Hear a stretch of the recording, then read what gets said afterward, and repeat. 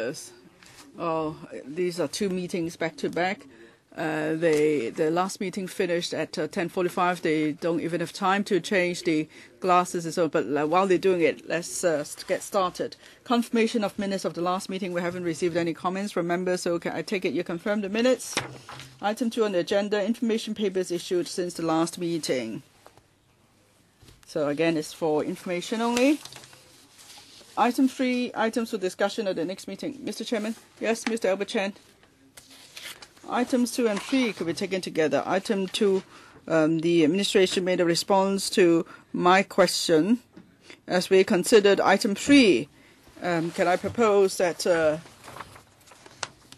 we have a meeting quickly on the Autotrac system, because it's about the safety of aviation issues.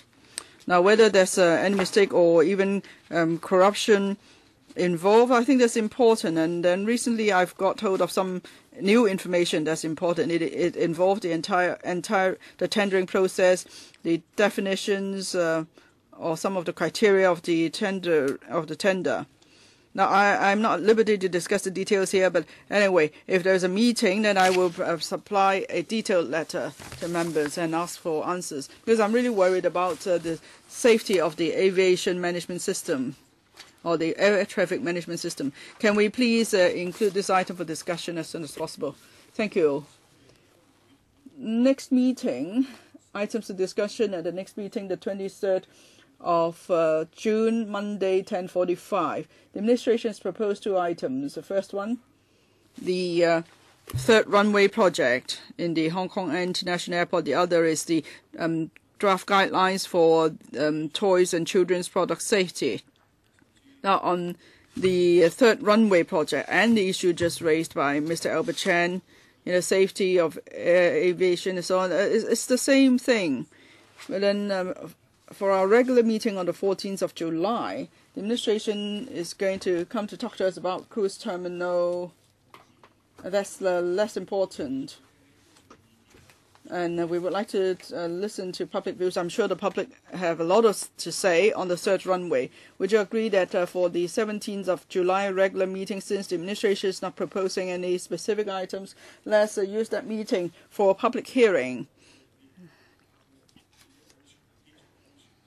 And we could also take up the issue raised by Mr. Albert Chan, that is air traffic safety and so on. Can we have a special meeting on those 2 issues?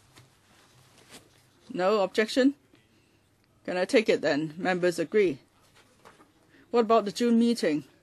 The June meeting, the first item is the third runway. That will be 1 hour.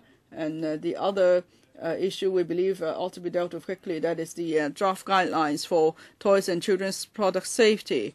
But I don't think we have enough time. I don't think 1 hour is enough for the third runway. That's why for the 14th of July regular meeting, let's devote the whole 2 hours to the third runway. We could have a public hearing, and at the same time we could also talk about other safety issues of the airport. If there's going to be a special meeting in July, that's a regular meeting actually. Okay, on the third runway. But then what about the June item on the third runway? Let's move it to July so we can have the July meeting on the airport's runway, and then in the June meeting we could deal with the Autotrac system. Well, you're talking about the information paper proposed by the administration. If you want to include that item for discussion in June, I have to seek the views of other members, because members have concerns on various issues. But I think for your issue, it's a serious one. Maybe we could have a regular meeting to deal with it. It's better. When then for my item? July? Because otherwise it would be the summer break. I don't want it to be dragged beyond summer. But do members think your item is so urgent that we have to, in this 1 month we still have a lot to do? I hope we could take it up before the summer break. You mean before the summer break? I'll ask the secretary to consult other members, okay? So you want to ask if members are interested in the item? Well, I'm sure members would be interested, but you know, we have many items, outstanding items. For example, the cruise terminal has been raised 3 times, but then the administration say no, they're not ready, and they think the 3rd runway is more urgent than a cruise terminal. That's why the cruise terminal item has been pushed back. So let's, Mr. Chairman, on the news reports, can these be circulated to members again? I think members may not be aware of it. Well, we all pay attention to news reports, but perhaps we give more information to members as we seek their views, so they have a better idea about the case. So the 23rd of June meeting, and then the July 14th meeting will be on the 3rd runway again. Now, we have 2 hours today, so let's go to the agenda proper today, because I know members have a lot of questions. We could only go up to about 12:45. So item 4 on the agenda, public consultation on future fuel mix for electricity generation. Last time, many came to give their views, but members had not had a chance to ask questions. But whether it's better to have the China Southern Power Grid, export of electricity, or whether we should switch to natural gas. Well, let's listen to the members' views, and we'll also ask the members could also ask questions of the administration. 4 minutes each, okay? Let me read out the list first, because I don't want to leave out anybody. Can I ask the clerk to read out the list? Last I see Frankie Yip and Kenneth Chan putting up their hands, and of course there's. Let me read out the names about you. Jeffrey Lam. Mr. Jeffrey Lam, Ms. Chen Yun Han, Mr. Tang Ka Biu, Mr. Felix Chung, Mr. Chen Kam Lam, Mr. Charles Mock, Mr. Sin Chung Kai, Mr. Albert Chan, Mr. Frankie Yip, Dr. Kenneth Chan, Mr. Christopher Cheung is before Mr. Jeffrey Lam. Fine, no problem. He just jots down names as he sees your hands. But if you have to attend another meeting, you want to speak first, we can always make the arrangement. Anyway, Mr. Wu Chi-wei was the last to raise his hand. So for those towards the end of the list, it may be 11:45 or so, but for those at the top of the list, please go ahead. Mr. Christopher Cheung. I'm first. I thought you are trying to decide who's to go first. Anyway, you decide between the two of you. Who would like to go first? Jeffrey Lam. Jeffrey Lam first then. Okay, 4 minutes. Mr. Chairman, after the public hearing, we heard a lot of views on this subject. Articles were written, there was discussion in the community, and so on. Can I ask the Secretary this? There are 2 options. Both involve cost, of course. Importing electricity through purchase from the mainland. Now, the proposal is to import 30% of electricity. I have factories on the mainland myself, and to this date, electricity supply is far from desirable. In summer, when it's the peak of electricity consumption, there's this arrangement that they have to spread out the peaks of electricity supply. Sometimes without notice, electricity supply is suspended. If in future we should decide to buy electricity from the mainland, will they give us priority without regard to the electricity supply on the mainland? No, that will affect me both ways. If there's a reliable power supply to Hong Kong, it's possible that factories on the mainland will suffer even more power outages. So I'm concerned about it. On power generation on the mainland, we don't know what plans they have to increase the capacity. So, Secretary, could you please tell us more? And then on natural gas, as we know, natural gas is cleaner than coal as some source of electricity generation. But then the new eco coal is not that dirty anymore. Now, in the past, your projection is that we'll have increasing consumption of electricity, but now we have a lot of new electrical appliances that are energy efficient. Have you taken that into account? So maybe with energy efficient appliances will end up saving electricity. Have you done any estimate? And I'm sure these figures will sway the decisions of the two power companies and the government. One question is about reliability, the other is about price. You have about 1 minute and 20 seconds, Secretary. Perhaps Vincent could attempt to give an answer. Yes, on the first question about power supply on the mainland.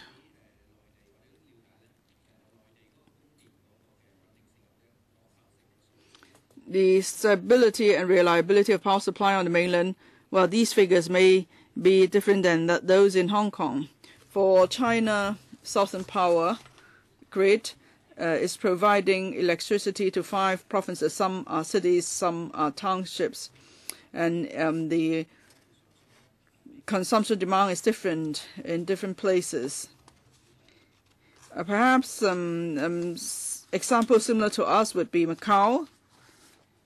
Macau is importing 90% of its electricity from China's Southern Power Grid. And the reliability of their power network is more or less the same as ours. In some years, maybe they have even higher reliability.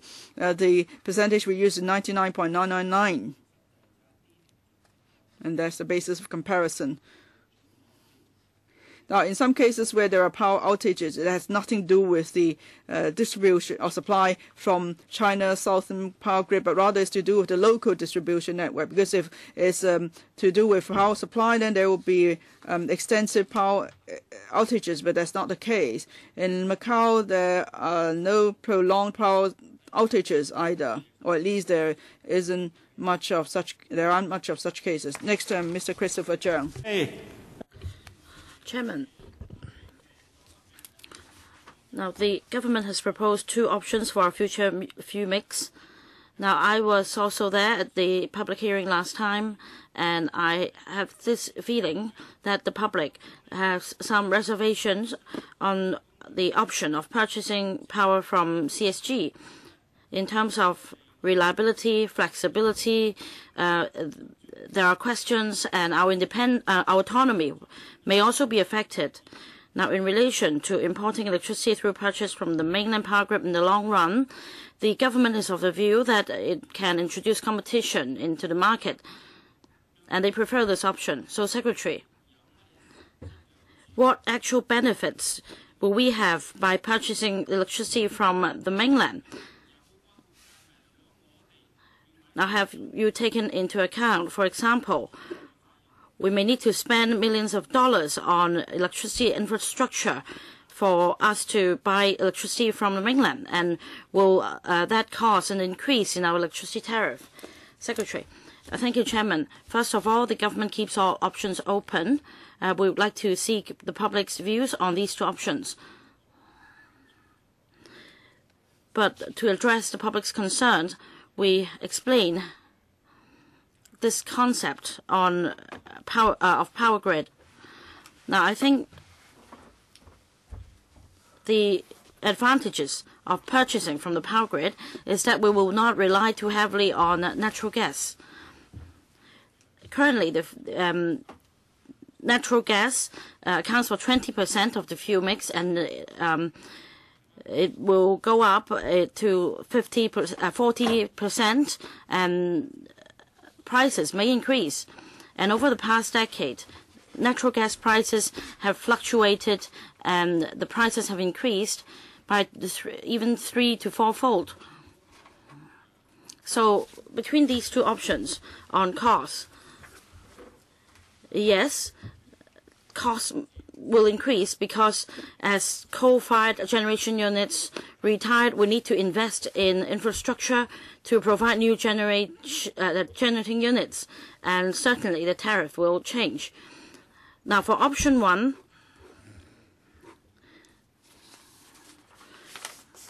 To put it more directly, there will be more room and more opportunities for us to open up the market. For option 2, if electricity supply is still based on local generation, then if investment in the future is headed towards this direction, there will be less room for us to open up the electricity market. So these two options do affect our future tariff. Well, Secretary, I'm concerned because for the two power companies, they are subject to a mechanism when they want to increase tariffs. Now, say if we purchase from the mainland power grid, do we have a mechanism to regulate any tariff increase? Secretary, I think this is a new concept, this is a new topic, and we can discuss what mechanism to put in place. And also, we can draw reference from the Macau example. They've been purchasing electricity for a decade, and over the past decade, they've been able to buy electricity from CSG at a more stable price. So taking Macau as an example, they also have a mechanism to keep the tariff stable.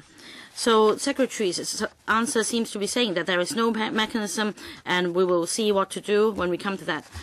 Next, Mr. Chen Yunhan, Chairman, I think you have made a very good summary. Secretary, I don't know whether to believe you or not. Now, option A or option 1, you say that there is more room. Option 2, there will be less room. But for me, I think option 2 has more room because we're relying on local generation and we can have all the say.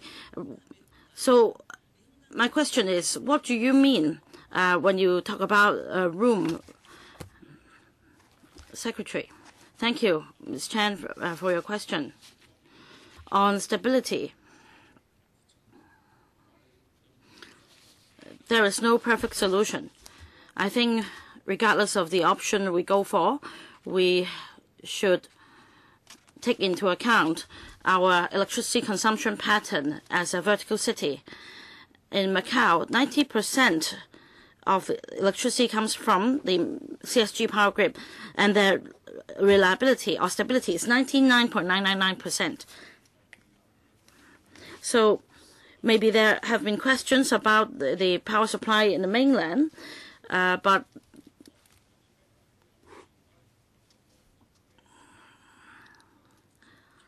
first of all, through different means, we could achieve stability. That's point number 1. Say if we opt for option 2, local generation, that is, we want to improve air quality and at the same time to increase the proportion of natural gas from 23% to 40%, from 22% to 40%. And according to past experience,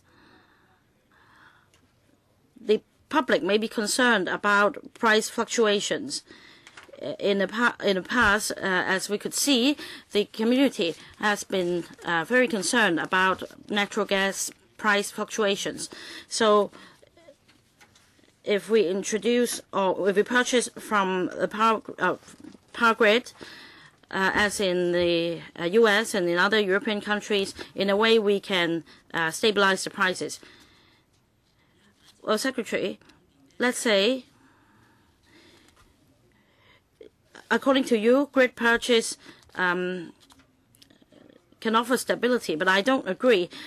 Even if as little as 0.001%, there is still uncertainties. And the second point is that I find your logic flawed. Let's say if we opt for natural gas, prices will fluctuate. Now, that's your assumption. What about the CSG power grid? They also rely on fuels to generate power as well. So what about coal? Coal generates more pollution. So when CSG generates electricity, they also produce pollution. So both are problematic. Well, you can say that for CSG, they rely on coal, but there'll be air pollution. Please allow Secretary 30 seconds to reply. Now, for CSG Power Grid, their fuel mix is diverse. They use wind power, hydropower, etc. And these are natural resources which we don't have. And the CSG is able to have a diversity of fuel mix. They have hydropower, coal-fired generation, and wind power. I don't accept that. Yes, next, Mr. Tan Ka-piu, you can pick up on Mr. Chan's question. 2 points. According to the labor unions of the two power companies, they've told us that they have concerns over grid purchase, as they may lose their jobs. And so now the two power companies are employing 4,000 employees. So it is impossible to scale down the grid because of power grid. Well, so I hope that you will also consider this, and I also invite the administration to have a meeting with them. Secondly, in the 90s, when I was still studying, I already heard debates about opening up the power market. Now, let's say we opt for option 2. Does it mean that it will make it impossible to open up the market? Let's say you have discussed with the consortia and Sang Hong K is not interested, so on and so forth. What have you done so that you're so sure about this? That is, if we go for option 2, it will be impossible for us to open up the market. Christine? Well, I'll try to take these two questions. First, of course, we're happy to meet the labor unions.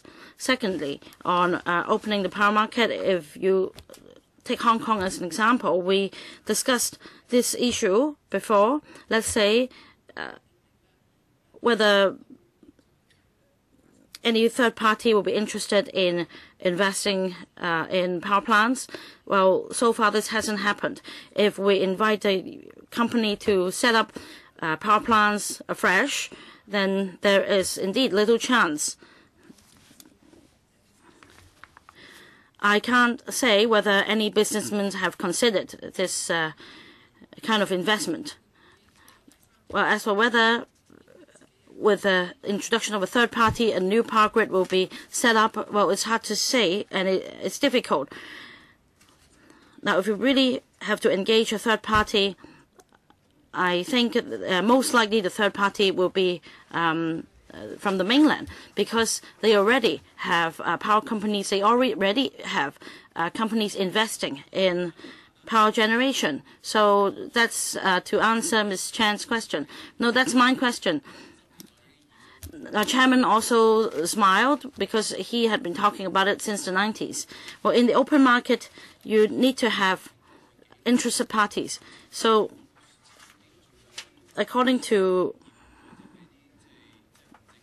records, has the government carried out any procedures to see if any consortia are interested in investing in power supply? And also, of course, there is a huge power grid from the mainland right next to Hong Kong. But the local power grid is still owned by the two power companies. So if the power grid also has to be purchased, then how should it be handled? Let's say if we suggest that the power plant and power grid be separated, well, this is another issue, and Chairman, to be frank, we can't answer you at this moment because in the future there will be another public consultation on opening up the electricity market, and by then we will go through these issues one by one. I have 4 seconds left. We did consider investors' interests. ExxonMobil, they actually withdrew from CLP, so there haven't been any new competitors in the market.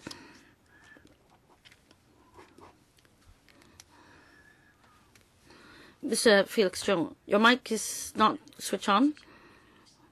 Please adjust your mic. All right. Control room, please note that. Now, because of nuclear energy, now the mix is 23% nuclear energy.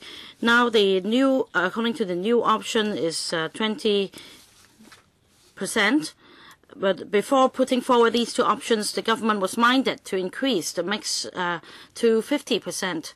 And although it's reliable, we have concerns over its safety, especially after the Fukushima nuclear plant incident.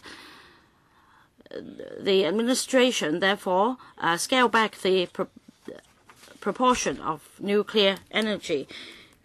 And in the mainland, meanwhile, there are 17 nuclear power plants, and there will be more nuclear generation units. So, although we are opposing we're opposing nuclear energy, they are building new power plants. And yet, even so, if there are nuclear incidents, we are so close and we will also be affected. So,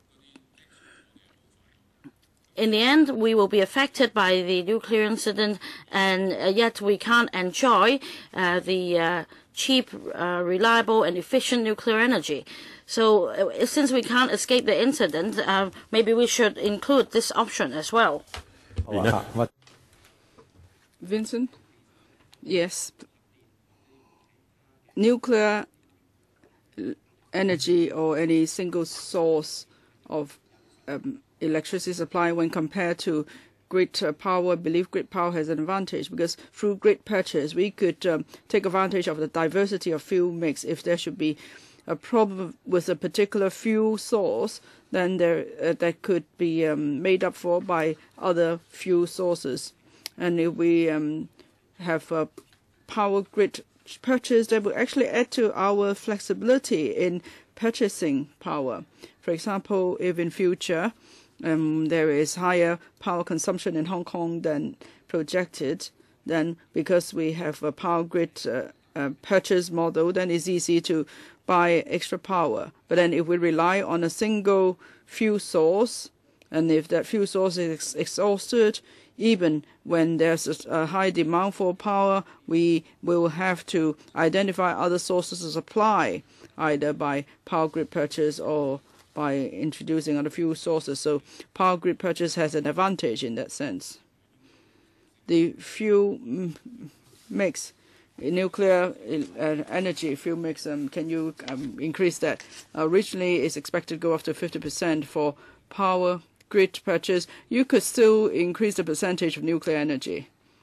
Well, for the power grid option, part of the fuel source is nuclear. Now, before it was 23% to go up to 50%, but now you are lowering the percentage. 20% is just the percentage taken up by Daya Bay, but then 30% of nuclear energy, so part of that is still from nuclear. For the Daya Bay case, we could buy directly from CLP. Now, in Guangdong provinces, they are building so many nuclear power generation units, so why don't we go buy straight directly nuclear power? I've explained the merits of power grid purchase option.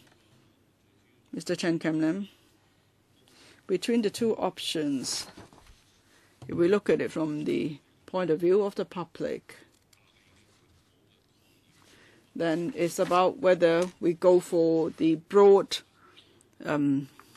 green principles or we go for reliable electricity supply and we take into account the price issue. There are primarily two options proposed. How may they affect the tariff level? Perhaps the public are not fully briefed on that. I think the administration should provide some figures for the public. In 2012, we will gradually phase out the coal-fired power generation units.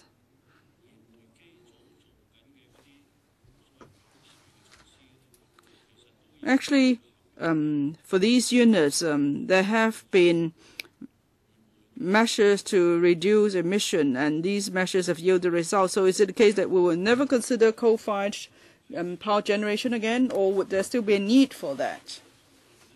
Because between the two options, it seems that you are no longer prepared to consider keeping the coal-fired power generation units. Even if you're keeping them, is to be kept to a small percentage. So are you ruling out coal-fired power generation altogether in the future fuel mix? Christine?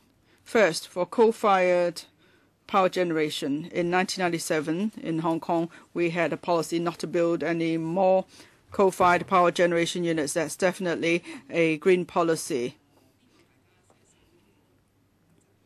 And I don't think there's been any queries from the public about that. So in response to Mr. Chan Wai-yip's first question, yes, your understanding is entirely correct. Whether it is the mainland government or the Hong Kong SAR government, we have various objectives to consider: tariff, reliability, clean environment, so on. These factors have all to be taken into account.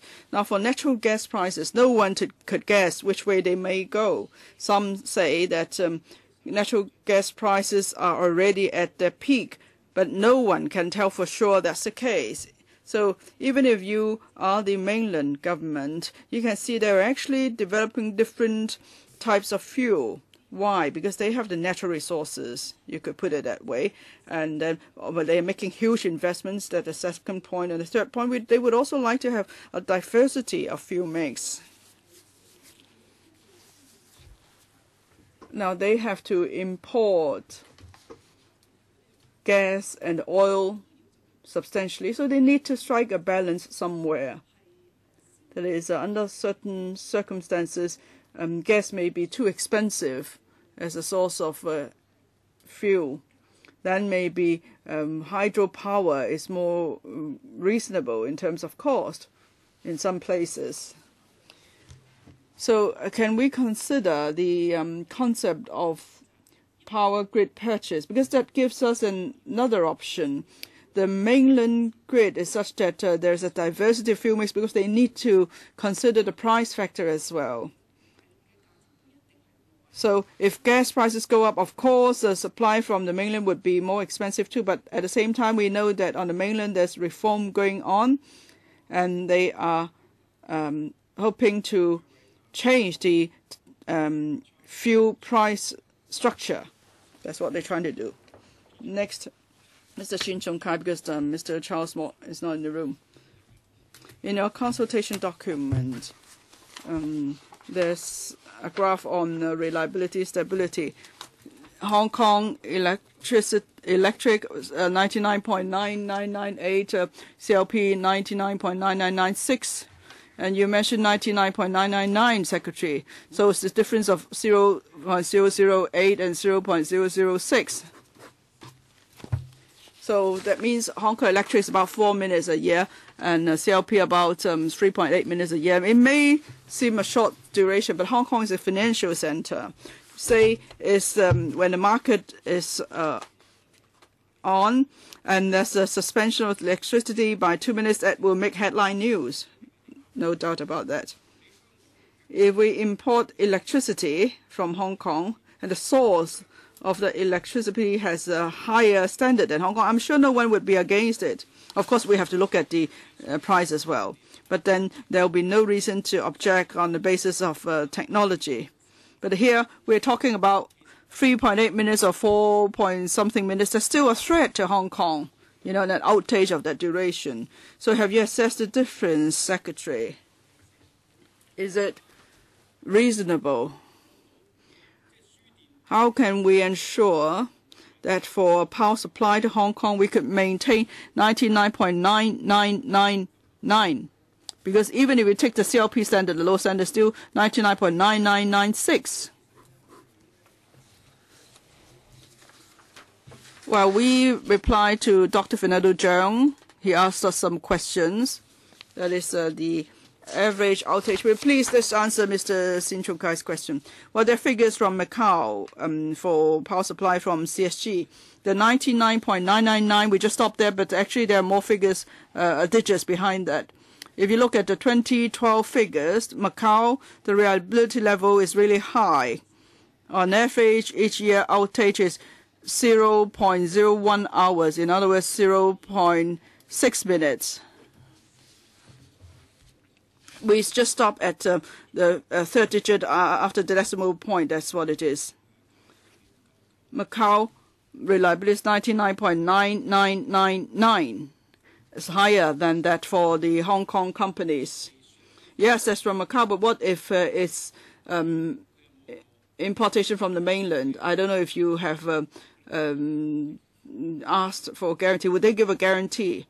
I said earlier, if the Hong Kong community would consider purchase from the mainland power grid, most definitely we will make sure we meet the reliability standards in Hong Kong. So that the standard must match that of those provided by the local companies now. Now for the two power companies, they buy natural gas from around the world, but then we don't have reception facilities in Hong Kong, so gas has to be transmitted through the mainland. I know that to the east and the west of Hong Kong, there are reception facilities, at Zhuhai and so on the mainland, that is. So can you talk to the mainland? Can we allow the two power companies to buy freely from around the world and just use their transmission network for the transmission of natural gas? So we just pay the transmission fee, sort of. I know that to the west of Taipang one, there's some transmission line. Maybe we need to build certain facilities, but maybe it turns out to be a cheaper option. Have you considered that?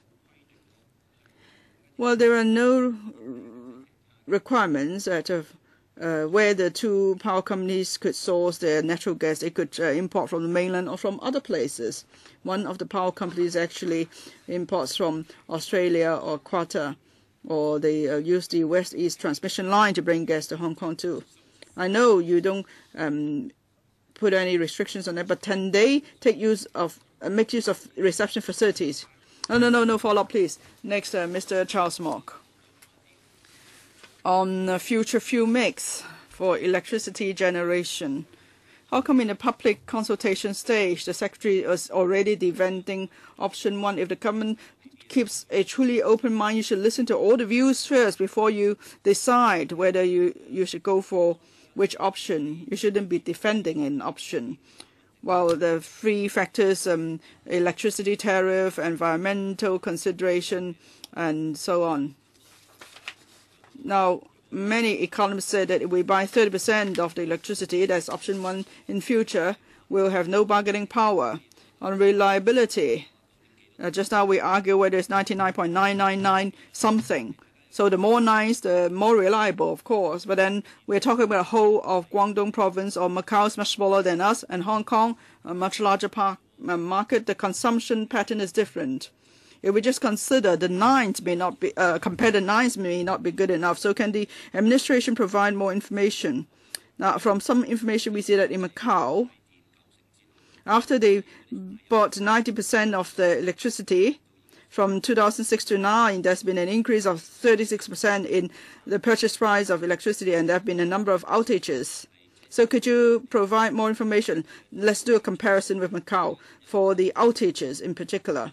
I don't think you have time to give answers today. Third point on environmental consideration. It seems that we are exporting pollution to other places because on the mainland, they're still using dirty coal for electricity generation, and they're selling the electricity to us. We are on the same earth. If we want a higher environmental standard, why don't we do better in Hong Kong, take up our responsibility? Why do we just pass the buck to other people? And at the end, there's still pollution on Earth. The fourth point, I'd like an answer for you. It seems that no one ever has raised that point, the political angle. This morning, on the mainland, there's a senior official in charge of electricity has been dragged down. So there are a lot of rumors that the mainland is now targeting the power gang after the petrol gang. So I'm all for energy autonomy, because I'm worried that engineering sectors will have no prospects, because power companies now hire many engineers. They won't need them anymore in future if we buy electricity. Regasification units and other technologies, and vessels by vessels arrangement. I know that say for Hong Kong we could have a vessel coming here. I'm sure you know about this. Have you ever considered this option? Bringing vessels like that to Hong Kong. That is, for option 2, you make more investment, and we could boost the percentage of natural gas to above 60%. It may still not be too expensive. Secretary, I must stress again, the government has not come to a position on that. I'm just stating facts. Because someone said in Macau the reliability is lower than that in Hong Kong, I just want to point out the fact it's not the case, to facilitate discussion among members. Now, there are 4 principles in developing the electricity market. In the paper, I must stress that for all 4 objectives, I hope members will pay attention to them. We have to consider our discussion and how important it is to the future development of the electricity market, whether we should have diversity or concentration of one source. I want the Secretary to answer whether you've considered the political risks. There are different technological considerations. It depends on the response of the public. But I think political risks are important. If something should go wrong, they might have no time to care about us. Yes, this is an important question, but I don't think the Secretary can answer you here. There's no more time. Next, Mr. Albert Chan. Thank you, Chairman.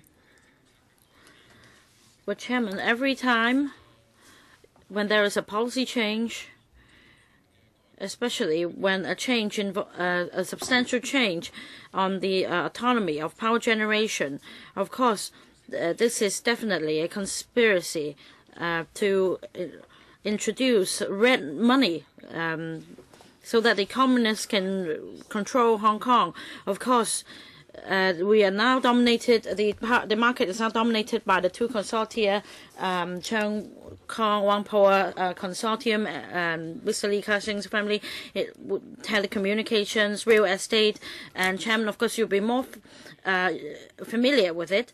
The red-tinted capital is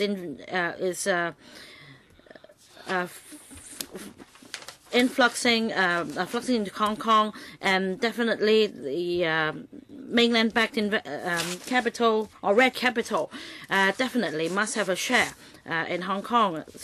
That is why I oppose.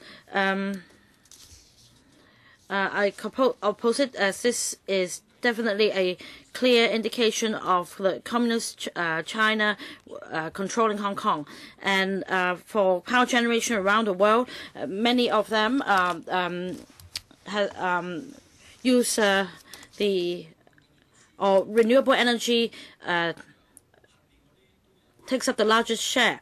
They also export nuclear energy, but in recent years, the global trend is to call to a halt nuclear energy generation. Even in Taiwan, there are calls for the power plant, nuclear plant, to be suspended.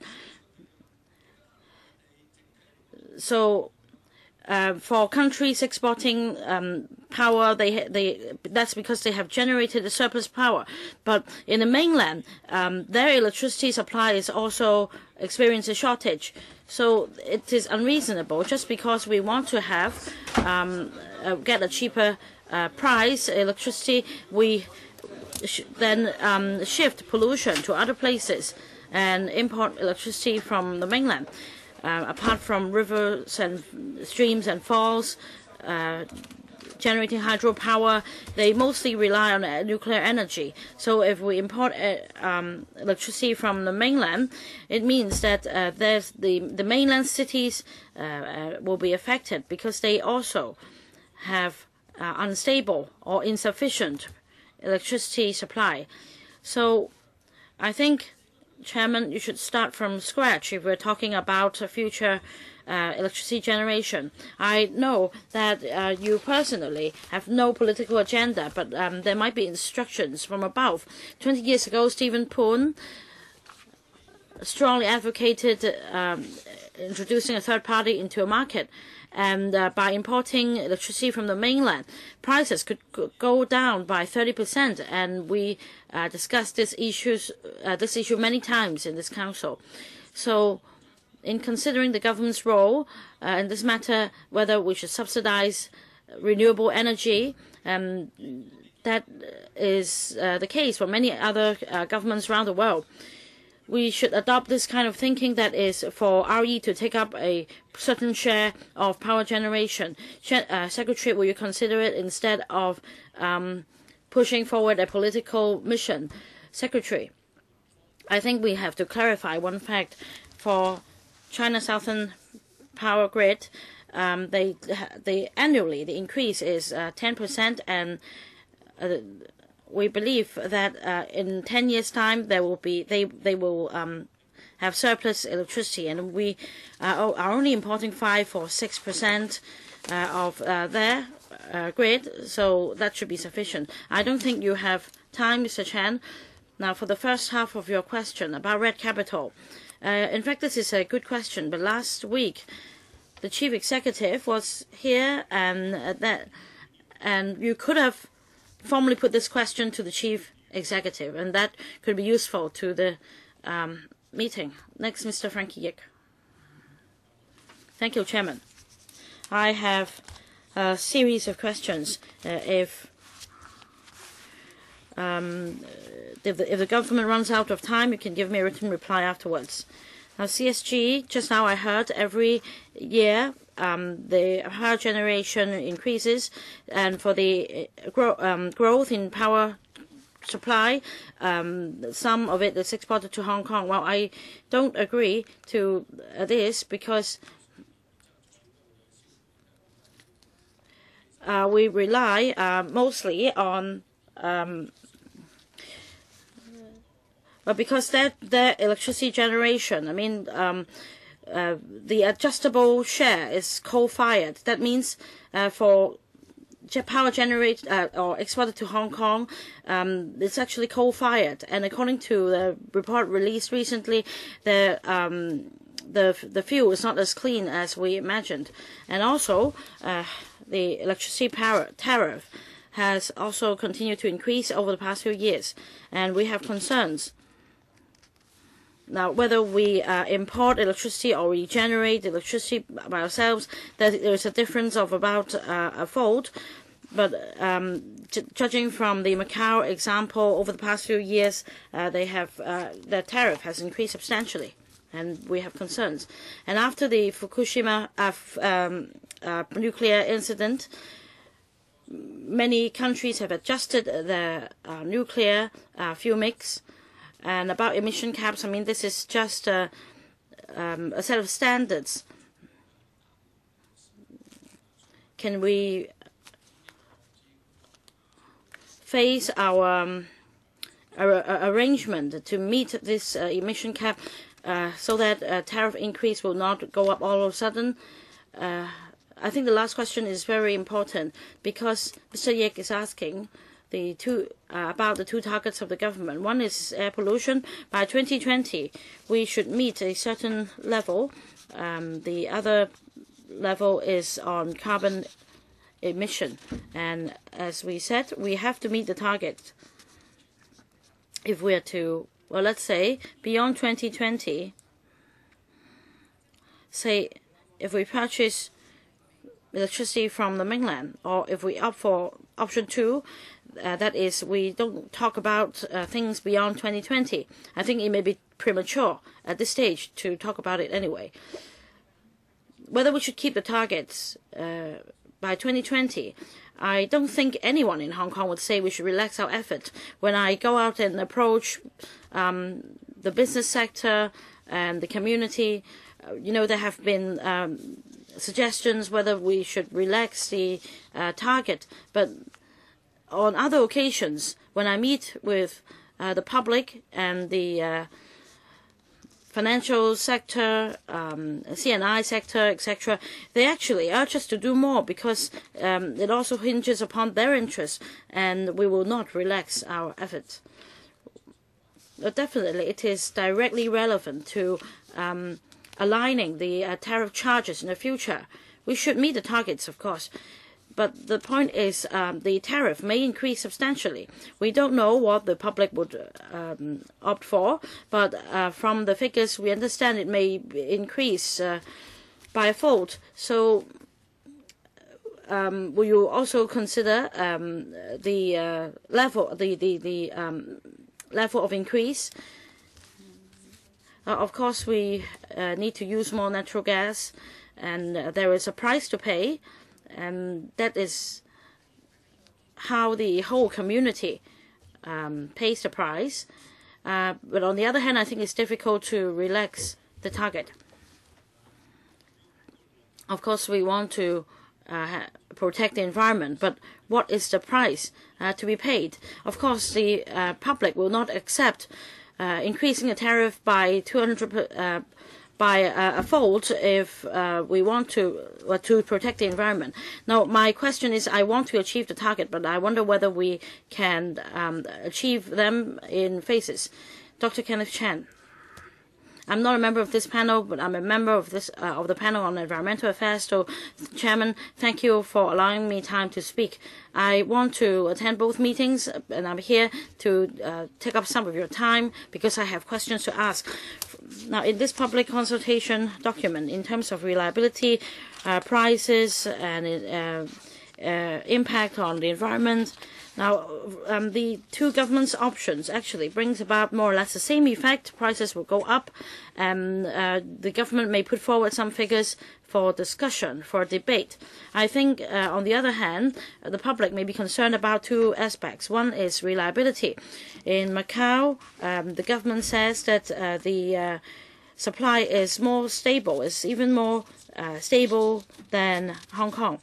So that is the government is trying to persuade us to take option one, to suggest that it's also stable to purchase electricity from CSG.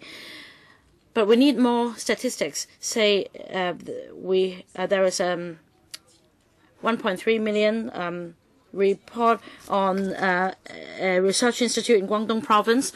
I don't know whether this institute is related to CSG, Power Grid, and I think there are areas that you should clarify.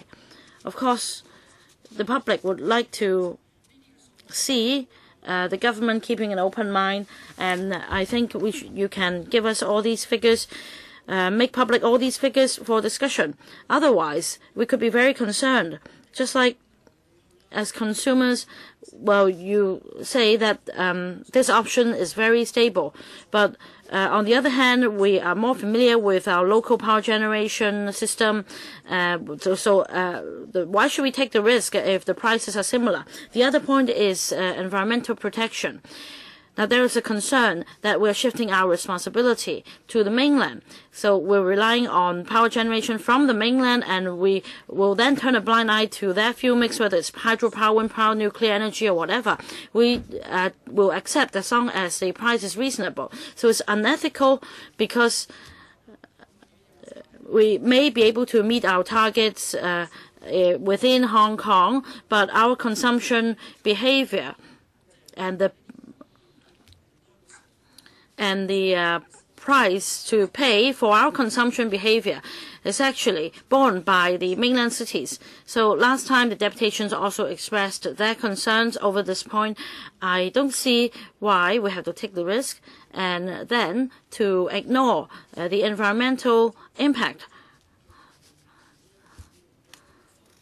So on purchasing electricity from the mainland, we are actually just groping our way. And Secretary, if you're telling us that in fact I'm putting forward this option so that we can exert pressure on the two power companies in Hong Kong for them to consider how to reduce emission and lower tariffs, then I don't mind. And that's why I have organized a forum on the 28th of June. And anyway, please also give us the Guangdong Province Research Institute report for our reference. It seems that you've just made comments. So what is the question? I just asked the question. The report contains market-sensitive information, so there may be a problem with disclosing the report. But in fact, the information in the report, a lot of it is contained in our public consultation document. For example, whether there will be a sufficient supply of electricity by CSG to Hong Kong. We have included such information. Well, Dr. Chan, well, if you want to ask questions, don't speak for the 4 minutes because they have no time to answer your question. Next, Mr. Wu Chi-wai. I allow Mr. Wu Chi-wai to ask his question first, and I'll then deal with your questions. 2 questions.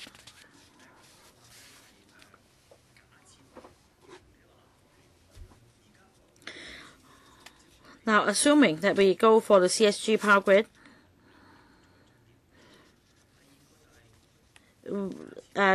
what happens to investment? Is it done by the government or the two power companies?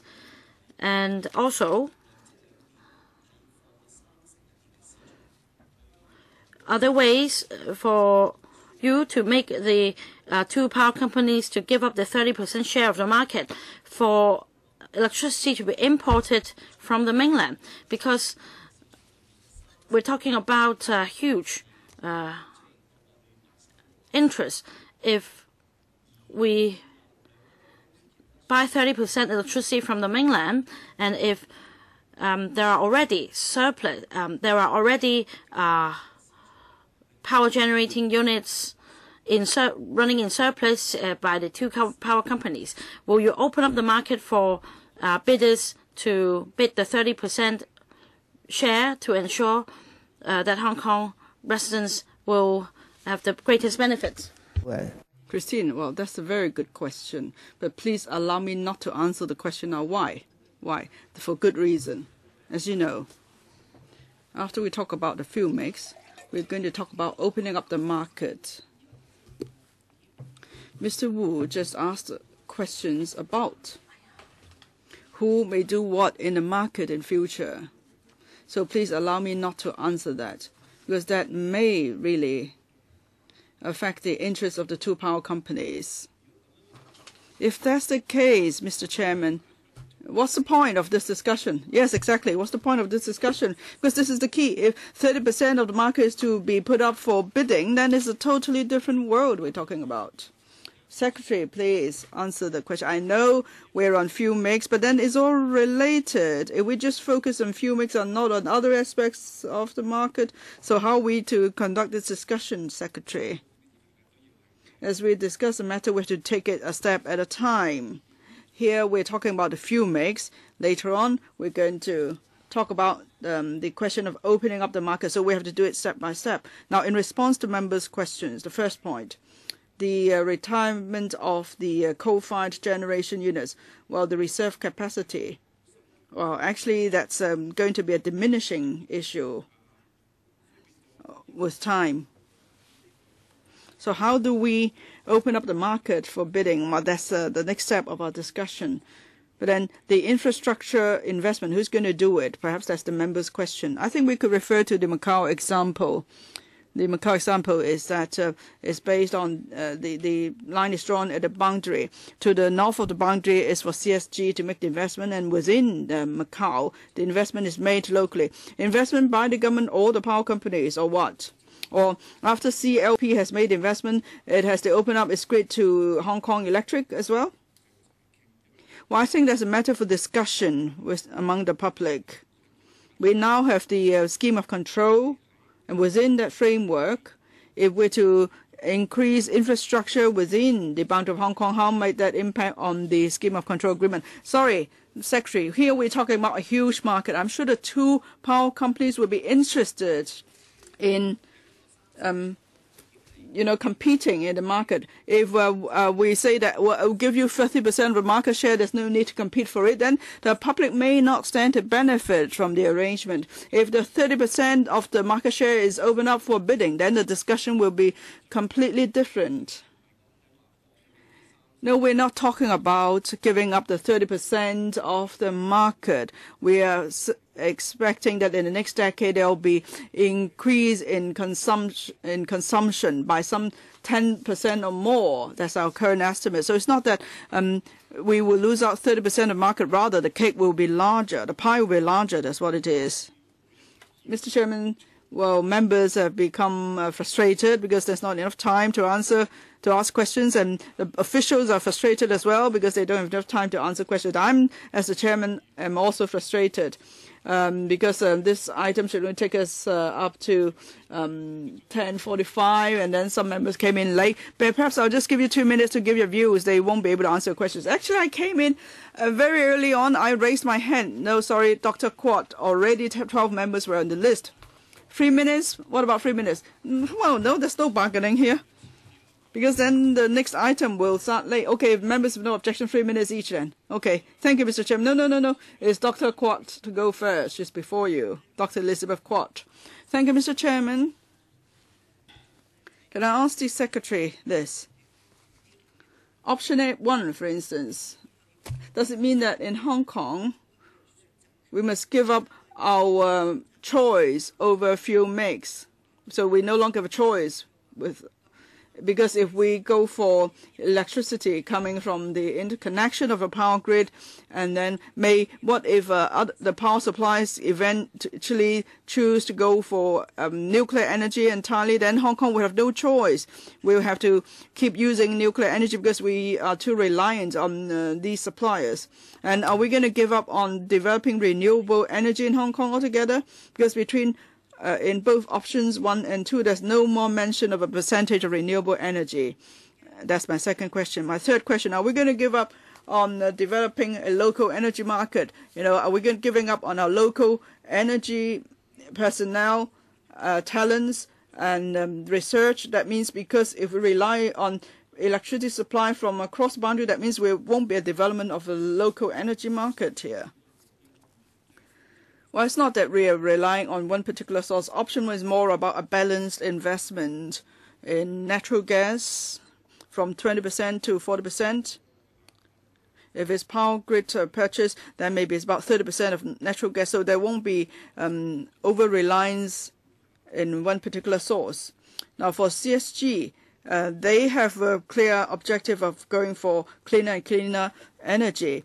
Hydropower will be increased from 30% to 40% of their fuel mix. That's their direction. So over the next 10 years, they have a clear blueprint of how they're going to go for cleaner fuel.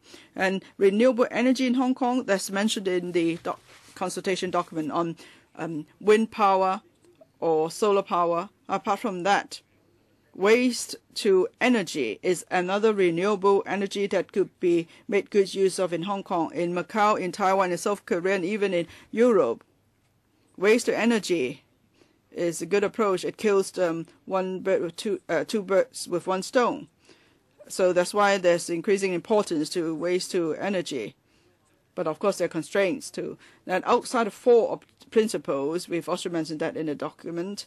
That is, we have to look at long-term consideration, the consideration of diversity of fuel mix, and also the employment of local people and nurturing of local talents. So these all have to be taken into account.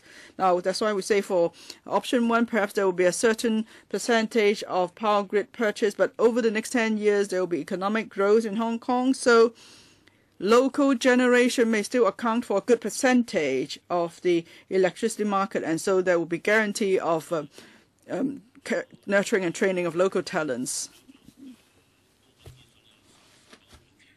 Now, you started the public consultation on the 19th of March. It's been 2 months.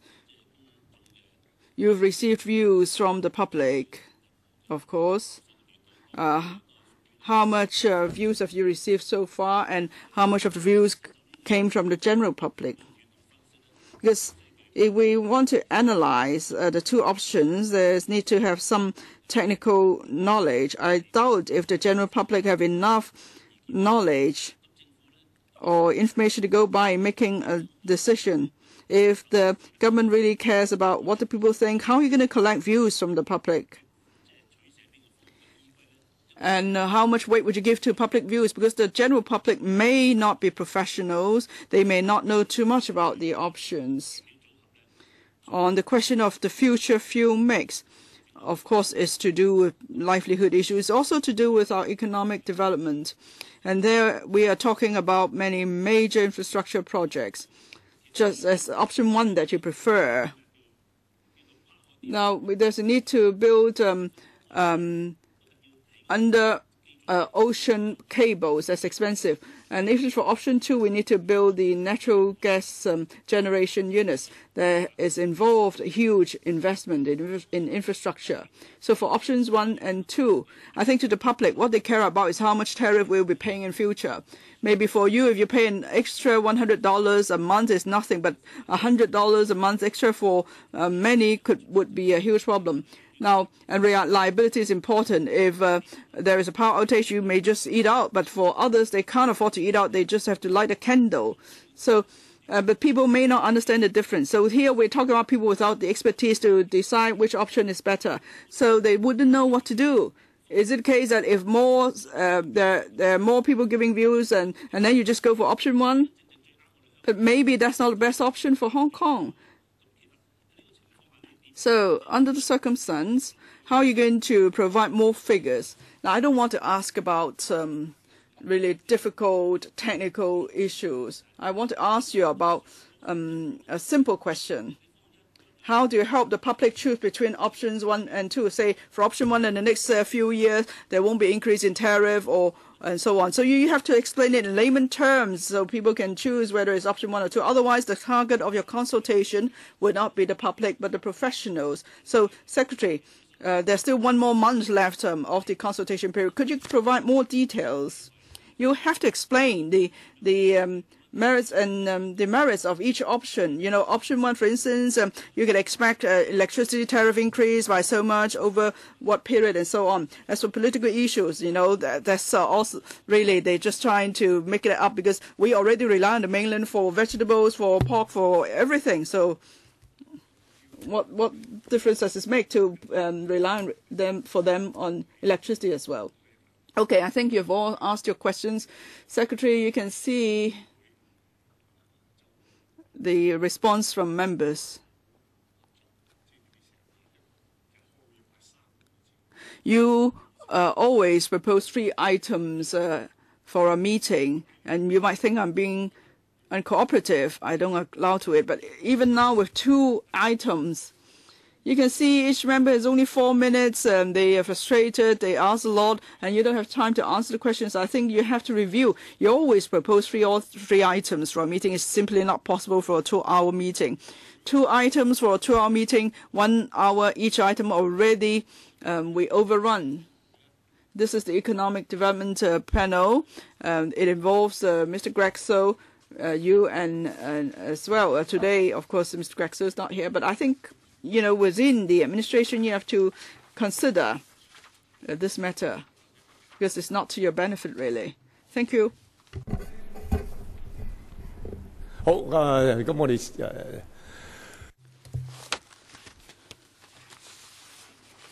Before the next team joins us, members, just now 12 members raised their hands, each got 4 minutes, and then Dr. Elizabeth Quad and Dr. Lam Tai Fai were given a chance to speak as well. I know you're frustrated with just 4 minutes, so you speak really fast and you ask a lot, but you know it's impossible to have both answers and questions and answers within 4 minutes. And then the administration always proposes more items. They want 40 minutes for an item. Actually, it's impossible, and we don't get anything done.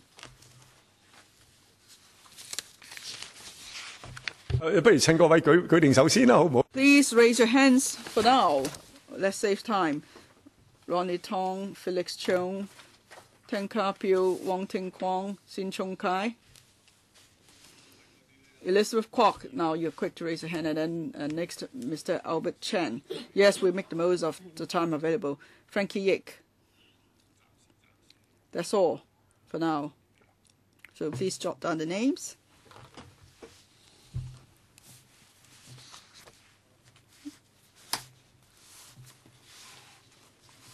Mr. Charles Mock has just walked in, so how many members on the list now? Please read out the list. Those who have raised hands to ask questions: Mr. Ronnie Tong, Mr. Felix Chung, Mr. Tan Ka Pio, Mr. Wong Ting Kwong, Mr. Sin Chung Kai, Dr. Elizabeth Kwok, Mr. Albert Chan, Mr. Frankie Yick, Mr. Charles Mock, and Dr. Fernando Zhang. 9 members then. 10 on the list. 4 minutes, that will take 40 minutes. Sorry, Anna, I must welcome you and your team, but as the chairman, of course, it's most important that I manage the time properly. So I just need to find out first who would like to ask questions, but maybe other members will walk in later. Now we're supposed to end this meeting at 12:45, and we can extend it at most by another 10 minutes. So can you please be very brief with your presentation? Can you finish in 10 minutes, please? Anna? There are 2 of us speaking within 10 minutes, okay? Yes, please get started. Thank you, Mr. Chairman, and thank you, members. I'm glad to have the opportunity here today to attend the meeting and brief you on our work. As you know, last year, in May, the Commission was established. The members were appointed in May. And after members were appointed, we started with the preparatory work that includes setting up an office, internal procedures, financial and administrative systems, and so on. And also, we started considering the content of the guidelines. We've also made reference to the practices and experience of many overseas organizations. We got in touch with them to try to learn from them. And of course, another major task for us is recruitment. Now, many of our staff members have assumed office. One of them is our senior executive director, Ms. Rose Webb. She's right next to me. She now leads the executive department, or the administrative department. Rose has a wealth of experience in dealing with competition laws. She has expertise in both the legal aspect and the economic aspect. And then there are 3 types of professionals that we need to recruit, like enforcement, law and economics. So we need professionals on operations, legal and economic aspects. Now, of course, competition law is something new in Hong Kong. There's still a lot of concern with the business sector. We need to promote the law, therefore. And apart from the legal aspect, we have to explain more proactively the spirit and values involving a competition law. And by a certain stage, when there's enough awareness, we hope that then there will buy in, and then there will be smooth enforcement of the law. Of course, members of the public have a lot of views too on the competition ordinance. As we draft the guidelines, we will do consultation. At the same time, we like to do a lot of education work. We also like to promote discussion. And as the first step, we will start with discussion. So we will raise certain issues for discussion with the business sector. We would like to have focused discussion.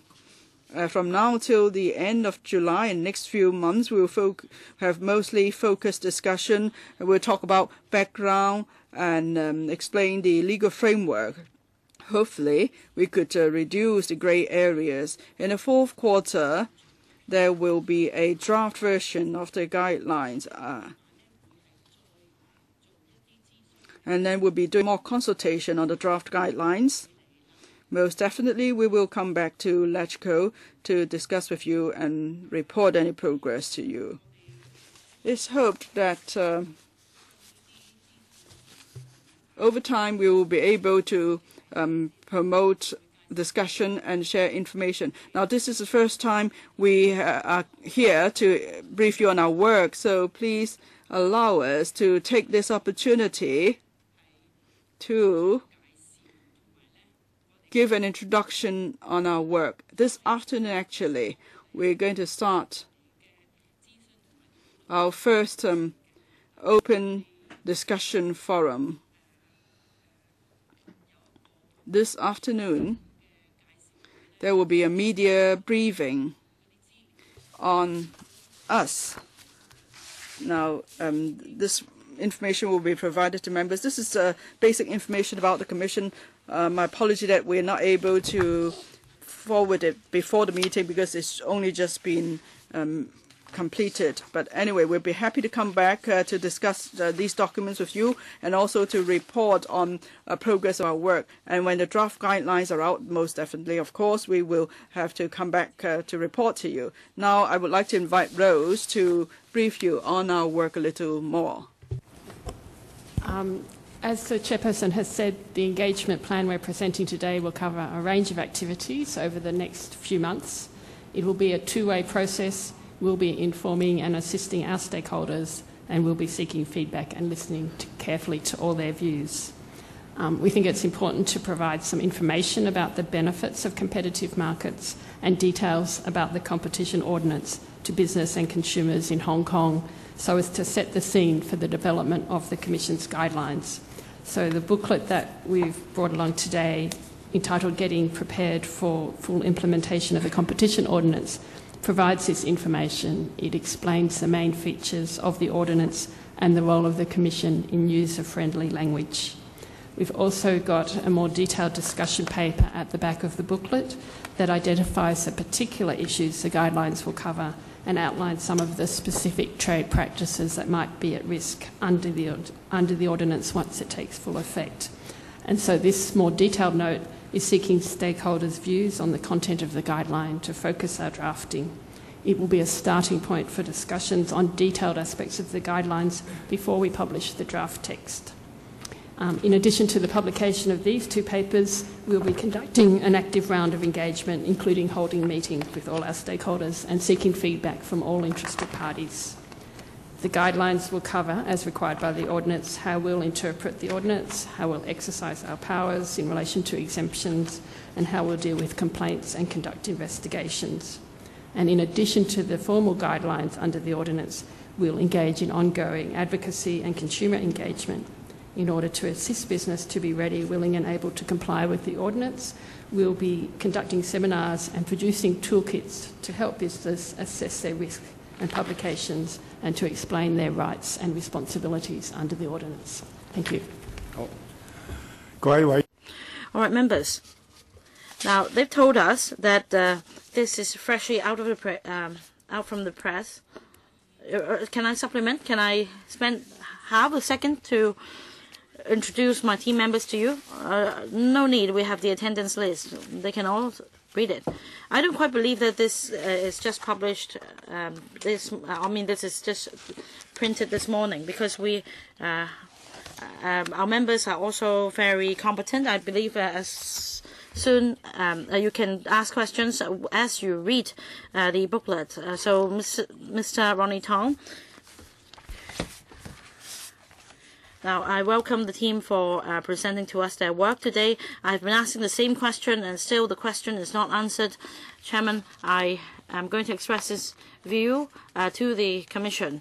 One issue we wish to handle is under the First Conduct Rule, if there are business organizations together with the government engaging themselves in non-compliant acts, then how should it be handled? The government is exempted. What about the business sector?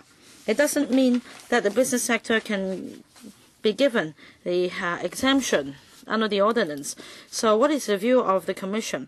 Although the government may be given exemption if the business sector breaches the rule, then they should be subject to a penalty.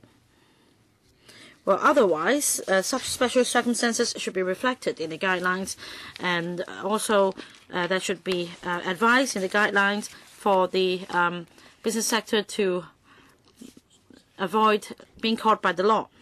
Now, so this. So how does the business sector, because sometimes we see business sector working with the government. A good example is exhibition venue. Thank you for clarifying this point. I mean the government business collaboration. Then who should be responsible under the ordinance, Anna? Thank you for your question, because the first point under this ordinance is that the government is exempted from the first conduct rules, and there are also various exemptions. For example, government business collaborated activities and business activities, it may be in the gray area. So our solution is simple. For matters in the gray area, for conduct related to the business, it may be handled, but it's exempted. We can't handle this matter. Well, we may be coming back to this council and discuss with members, and that is we will set up a set of procedures for exempting government and statutory organizations. I mean, there are already exemptions for statutory organizations, but there are other conducts, business related or maybe related to public interest. The government will be coming back to this council and discuss with members. Now, our scope is for business conduct which is not subject to any exemption. We will handle these non-compliant situations under the ordinance. Well, let's say the business sector collaborates with the government on a certain project. Now, and the government gets exemption. First of all, is the contract binding, and secondly, in fulfilling the contract, if the business sector then breaches the rules under the ordinance, then, well, should they be punished? I mean, this is a gray area. I hope this part will be considered in your guidelines. Yes, understood. If it's purely a commercial conduct affecting consumers or the economy, and if it's a blatant breach of the rules, then we can deal with the issue. Now, except exceptions. But exceptions usually apply to government, statutory organization, public bodies, and also exemptions granted on economic grounds. Now, Chairman, may I be allowed to give you one more example? Say if the government or if the business sector bids a government contract, and if it is then involved in bid rigging, then I believe that we can deal with such an issue. Mr. Fitzgerald. The Competition Commission will be publishing a series of guidelines, but it's been explicitly provided that the guidelines are not part of the legislation. It is not binding on the Competition Tribunal either. So it's up to the Competition Tribunal in interpreting the ordinance. That means even the guidelines could go wrong. In particular, for SMEs. They may not be aware of what happened until the adjudicating officer makes a ruling, even if they think they have complied with the guidelines. So even when you have the guidelines, they're not binding. What will happen?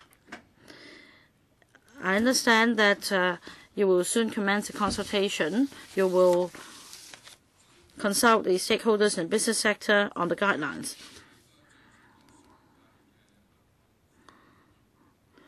Now, business sector covers a wide scope. Their conduct also covers a wide scope. So there should not be any time limit on the consultation.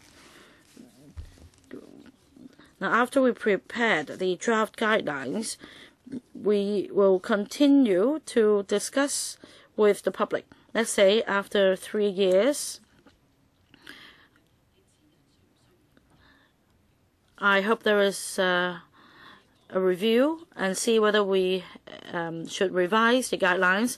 This is a timely discussion. As for SMEs, one of their concerns, as I understand, is that they may be caught inadvertently by the law. They are very concerned that they may be caught by the law inadvertently without any knowledge. So apart from education, publicity, risk assessment, we're discussing with SMEs on this. We also provide information to them, but most importantly, my observation is this, and I think this is good because the spirit, the SMEs are minded to comply with the law. So apart from exchanging information, publicity and education, we also want to disseminate the following messages. First of all, we do grant various exemptions under the ordinance, and they're in place. Secondly,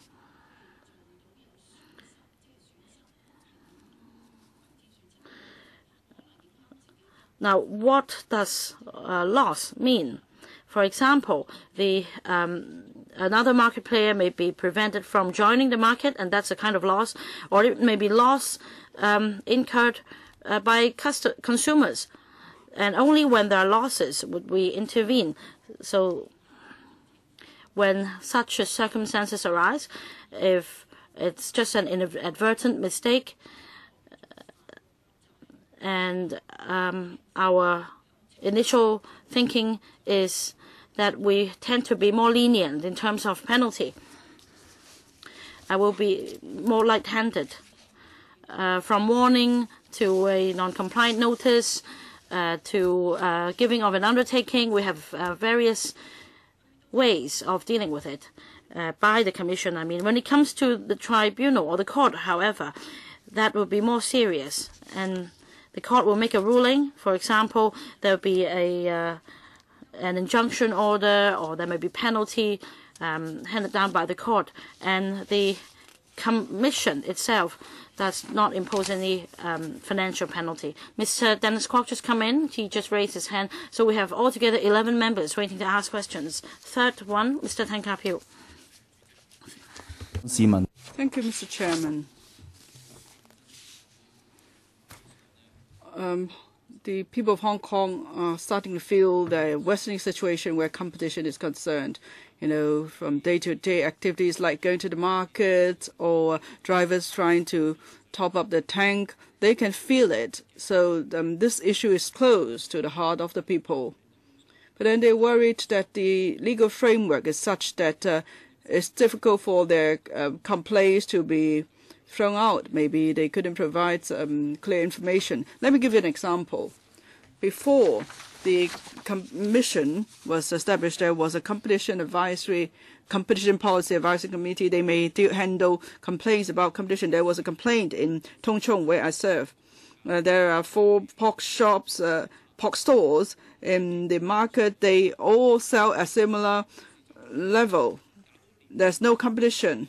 So there was a complaint, but after 1.5 years, the complaint was not substantiated. There was no collusion to fix prices, because the 4 shops that seem to be different are actually run by the same operator. So it's just that he's operating under 4 different names.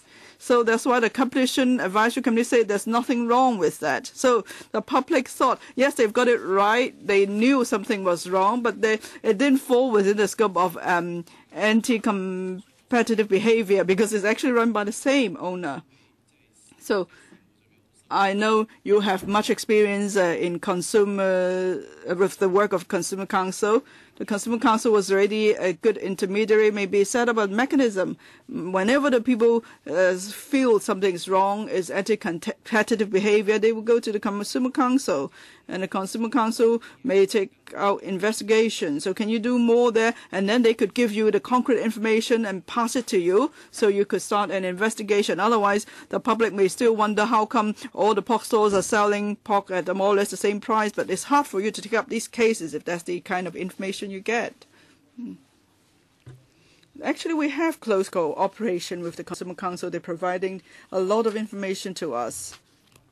The executive director of the Consumer Council is a member on our commission, so there will be much room for cooperation. Of course, I used to work with the Consumer Council. I know exactly what their views are on policy issues, on complaints, and so on. I know they will have a whole body of information that could help us. Now, whenever it comes to consideration about consumers and what the impact may be, of course, the Consumer Council will immediately start collecting information. It's very sensitive to such issues. So we are working with the same goals in mind, in a way. Now, how come there was this decision from that advisory body? I don't know what sort of investigation they conducted. But for us now, the advantage is that under the law, we have the powers to take out enforcement, and we're also given the powers to determine what is against the rules and what is not. And we also have a substantive power of seeking information. So investigative powers are important, because if we do not have investigative powers to collect evidence, then it would be hard to determine whether an act is a breach of the rules. So that's why investigative powers are important. And then you mentioned different possibilities of collusion, price fixing, and so on. If you look at the examples overseas, you find that very often who would be the person to supply the evidence is the person who complained to us. So that's why that point is important. It's actually usually the whistleblower. Now, you wanted to introduce your team, but I say it's not necessary, because actually we have the attendance list. We have all the names of your colleagues. Yeah, I know you need to save time. Next, Mr. Wong Ting Kwong. Thank you, Mr. Chairman. From media reports, we know that at the end of the consultation period, the Competition Commission would like to explain to the business, in particular the SMEs, that the competition law is to their benefit. It would not add to their business cost. It's not about that. It's also not about undermining our competitiveness. The competition ordinance is aimed at creating a win-win for consumers and businesses, right? I understand the Competition Commission will be publishing some evaluation tools on the internet, so businesses could evaluate whether their act is against the competition ordinance. So what is the form of those evaluation tools? What are the details about these tools? Because the businesses are really keen to find out. Because they want to know whether they know how to use the tools, whether they could follow. This is something the business sector is really keen to know. And if you just publish the tools online, or perhaps if you just run some talks or seminars, maybe there's still not enough publicity. So, Chairperson, do you have any other ideas in mind to step up publicity and the promotion of the competition ordinance, so that we could have a win-win situation for both the consumers and businesses ultimately? Thank you. There are 3 questions. Can I ask Rose to answer the question?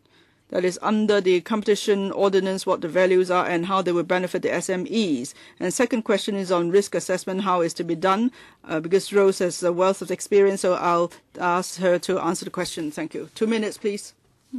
In relation to how competition law will help benefit SMEs, the aim of competition law is to create a level playing field, to allow small businesses to exercise their innovative powers and to be there and compete fairly with others. It also helps small businesses a lot because they are consumers themselves. They consume a lot of inputs from larger businesses, and if things are fairer in terms of their power to obtain inputs to their business, then they can become more competitive as well. In relation to the toolkits, our aim will be to make it very practical, to think about things that small businesses do in their day-to-day business and give examples that are based on those practical examples. To make sure that we do this properly, we'll be consulting very carefully, particularly with the chambers and small business associations, to find out what their members need and want to make sure these tools are appropriate for those purposes. 我可唔可以補添兩樣嘢咧？就第一，響中 Thank you. If I may add, so what would benefit the SMEs in the context of the competition ordinance? Now, in other places, an obvious result is that prices will come down. For example, on bid rigging. In Japan, there's the experience that there's a law against bid rigging, so costs have come down by 20%. In other places, maybe it's not to such a large extent, but still costs have come down. Now, Mr. Wong asked what more we could do to promote this piece of legislation. Actually, we could do short courses. We would like to work together with trade associations and chambers of commerce in particular. We would like to collaborate with them. And then on risk evaluation, on what is considered collusion, and so on. We could explain that in clearer terms too. Next, Mr. Sin Chung Kai. Thank you, Mr. Chairman. Page 5 of your paper, the Chinese version. I don't know what page it is in English version. About the merger rule. You said that it's the guideline, actually, not the law. It's the guideline. On telecommunication, it's mentioned something like direct and or indirect. But then there's an example cited. It says that the merger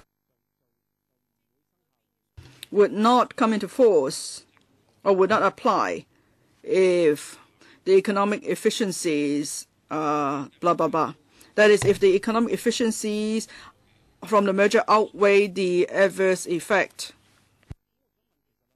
That's page 5 of the document. How do you measure that? How do you measure it? Are there any objective measurement tools? I get your question. Can I ask Rose again to answer the question, please? Of the merger in the telecom industry, how do you measure more adverse effect? Yeah, the measure of efficiencies is quite difficult, and it's a good point that you make that it can be very hard to do objectively. My experience in overseas jurisdictions is that economic modelling is used to a certain point to demonstrate what efficiencies will come about from the merger, to explain where production costs will decline, where there'll be some benefits in the two companies operating together. But it does always require detailed scrutiny by the Commission at the time, because obviously parties who want their merger to be approved will highlight these efficiencies, and you need some good testing of the claims that they make, ideally by some empirical information as well as just subjective opinions about efficiencies. 主席，我可唔可以添補幾樣嘢？好簡單。 If I may just add also a few points quickly. Let's say there are just two operators in the market. If you allow the two operators to merge into one, then that means there will be monopoly in a way. So there will be major impact. So this would be one of the indicators. As for price, would there be a choice? The type of products, would there be a choice? And recently, there's actually been a case of a merger in the telecommunications market. Now, that was information published by the Communications Authority. We'll see the kind of measurements they do, the conditions they impose. They can continue to do certain things or not do certain things. So that means choices will be kept for consumers. So in their conclusions, they will explain clearly the consideration. That's a good example. It was a case dealt with by the Communications Authority recently. In future, we may do something similar. Well, that's exactly the point I like to ask about. I'd like to thank the chairperson for further answering the question. So in future, your role and that of the Communications Authority, what is the division of work? Now, they are now the approving authority, so they have to go by their powers to approve such applications. What about your role then in future? In the law, it's stated that the Competition Commission and the Communications Authority will share certain areas of supervision and regulation, and that is the area in relation to the telecommunications sector. on telecommunications matter, the Communications Authority will continue to regulate the licensees under the Telecommunications Ordinance. That's to do with first conduct rule. No, I'm just talking about merger rules. Let's say there's an application for a merger. Well, your draft lines aren't ready yet, your guidelines aren't ready yet. So do you have the power to step into a merger case now? Now, under the current circumstances, the relevant legislation has not commenced, but for legislation already under the Communications Authority, of course, they refer to that legislation. When our legislation commences, of course, it will amend the relevant sections of the Telecommunications Ordinance, so there will be just one set of law as a result. And when it comes to merger rules that will apply to the telecommunications sector, yes, there's a sharing of powers, but then there will be a memorandum of understanding or some sort of agreement so that for mergers in relation to telecommunications matter, it will be transferred to the Competition Commission. But the guidelines will be the one they are using now, which have been passed by LegCo for the Communications Authority. So there are still 5 members on the list. Mr. Dennis Kwok and Mr. Kenneth Leung have also raised their hands. I suppose that our meeting is supposed to end at 12:45. Can I ask for your agreement to extend the meeting to 1, please? Okay, thank you. Next, Dr. Elizabeth Quat. Thank you, Mr. Chairman. I think to consumers, of course, the biggest worry is, when the competition law is enforced, will it really help them? Some are concerned about some bid rigging in the construction sector, prices in supermarkets, petrol prices. These are issues of great concern to consumers. So on abusing the dominance of the market and price fixing and so on, could all these issues be addressed? And to the business sector, of course, they're worried too because nothing is clear yet. Now, just now we heard that you will be making announcement later on, but is there a time frame? When will we expect some detailed information so the business sector could understand better the situation and they won't be so worried? Actually, we started our contact with the business sector. In the next 6 months, there will be systematic contact with the business sector. It covers 2 aspects. 1, we want to find out how they operate their businesses, where they might consider to be gray areas. And certainly they will raise these issues for discussion with us. For example, the price of a resale of items, because in other places there could be exemption for some items, but some areas, but not others. So certainly these are issues we have to discuss with them. And the second aspect of our contact with the business sector is about after we have drafted the guidelines, we will share the draft with the business sector and other stakeholders, and then we could have discussion on that. So there are 2 stages. And then you mentioned supermarket prices, tender rigging, or petrol prices, and so on. There are a lot of complaints. So what would be the situation like in Hong Kong? Mr. Chairman, if you allow, can I ask Mr. Thomas Chang to answer the question because he knows this very well. That's your 4 minutes, so it's up to you, Dr. Quat. Yes, please. Thomas. Now, you mentioned the several sectors. Supermarkets, for example, maybe there's a view that supermarket prices are on the high side. If no colluded price fixing is involved, then under the competition ordinance, I mean, if they have not breached the competition ordinance, well, Chairman, I think for supermarkets, members of the public have this feeling, and that is whether they abuse their dominant positions in the market. Abusing the dominant position in the market, are you referring to suppliers or what? Say, there are 400 stores, 400 branches of a supermarket. Now, if they reduce prices, then no problem. But 4 pork shops reducing prices altogether, there is a problem. Now, I'm concerned. You say you're familiar, but now you don't seem to be familiar with it, and you don't understand what the public is concerned about. I think really you need to go deeper in your consultation work. Now, controlling market prices, such conduct may not directly affect consumers' purchases. Now, if their conduct does not directly affect market prices, even if we target those conducts, it may not help the consumer. And that is why I quote the example of collective price fixing. Chairman, may I also supplement on the setting of prices?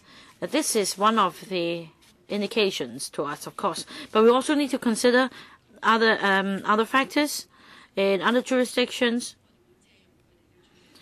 There are also other examples, and we may follow their example.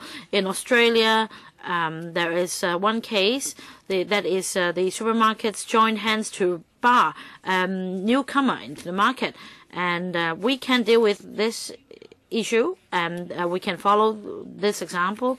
And another point, and we'd like to seek help from members and the public, that is, we must have evidence. That is, we must have information. Those in the know, we hope, could be our witnesses. Now, protecting informants and confidentiality is, of course, very important, and we will make it clear under what circumstances we apply the leniency policy. But nevertheless, we need evidence. Without evidence, we can't initiate prosecution.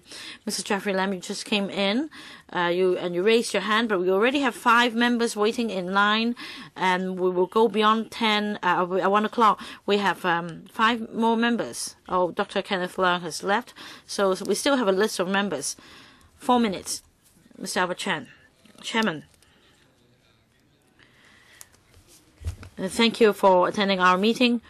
We hope that after passing the competition ordinance, it can be implemented to rectify the various problems in Hong Kong. Now, I also went through a 12-year lawsuit. I was sued, and the problem with market dominance, I don't see any improvement so far. So for anti-competitive conduct, etc., if you go to Tin Shui Wai and Tung Chung, you still see abundant examples. You see how people's livelihood is affected by players dominating the market. There are only 2 major owners in Tin Shui Wai, Link REIT and the other. So, Anna, you're also very familiar with it, from the selling of properties, from to the shopping malls and the telecommunication companies. Now, we're all familiar with it. In Tin Shui Wai, basically, is Whampoa and PCCW. Other cannot join the market. And for Link REIT, after buying the shopping mall there were 3 rental increases in a year. So you can feel the problem of market dominance, and they affect every aspect of people's livelihood. Apart from funeral homes, I think it affects all aspects of our livelihood. In Tin Shui Wai, I mean, the consortia dominate the market. So you really need to implement the ordinance. There are 2 major principles, and we agree with your principles or objectives. However, on how actually you can help people's livelihood, please tell us what you can do.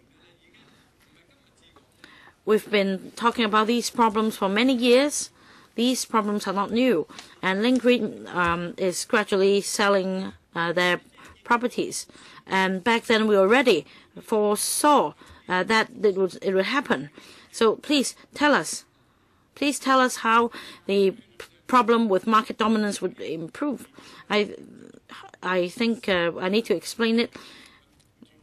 Now, this is competition ordinance, but in the minds of the ordinary folks, we are talking about monopolizing the market.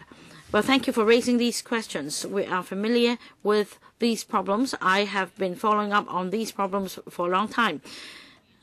Now, first of all, under the competition ordinance, we can deal with issues like barring other players from the market and abusing their dominant positions in the market, price fixing, etc.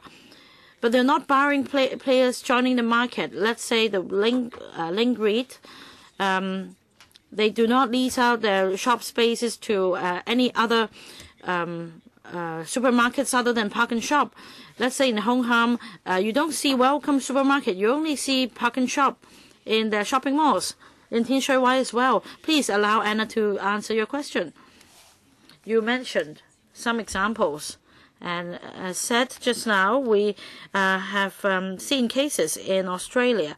If you prevent other players from entering the market, if you boycott the market or you make the competition threshold very high, so if you increase the rental to a level too high, then you're actually barring the player. So we will look at their conduct and see whether it's infringing the ordinance. And on the other hand, there are some major activities. I mean, the government's position also has to be taken into consideration. Mr. Ronnie Tong asked about the government's policy on competition at the level of the government, how this will apply, and I hope in the future we can further discuss with members. Now, thirdly, I'm sorry, you've used up the time. Please, Chairman, allow her to finish point 3. I'm sorry, but your time is up. If I allow her to continue, we'll go beyond 1. Mr. Frankie Yip. Thank you, Chairman. I think colleagues have talked about some real issues, and let's hope the Commission will deal with these issues. For large companies, there won't be any problem. They have their legal teams. They will look into their conduct and see how they can comply with the ordinance. For SMEs, however, I don't know what the actual situation is. Ms. Wu, have you conducted any survey or assessment? As most of the business entities in Hong Kong are SMEs, how familiar are they with the competition ordinance? How far will they be affected? Do you have the statistics? Now, Mr. Yik mentioned some points, and I am in touch with some SMEs. I understand their views, but I have not conducted any survey apart from a questionnaire survey. Now, if you don't have statistics, I don't know how you can make assessments. You have a 2-month consultation period. I wonder if this is extensive enough, because you see the majority of business entities in Hong Kong are SMEs. Now, we also looked at the previous debates and discussions in the Council and questions asked. And for other issues, we understand very well that they consider these issues as gray areas. For example, agreement on the price of reselling items. Now, this is known. And today,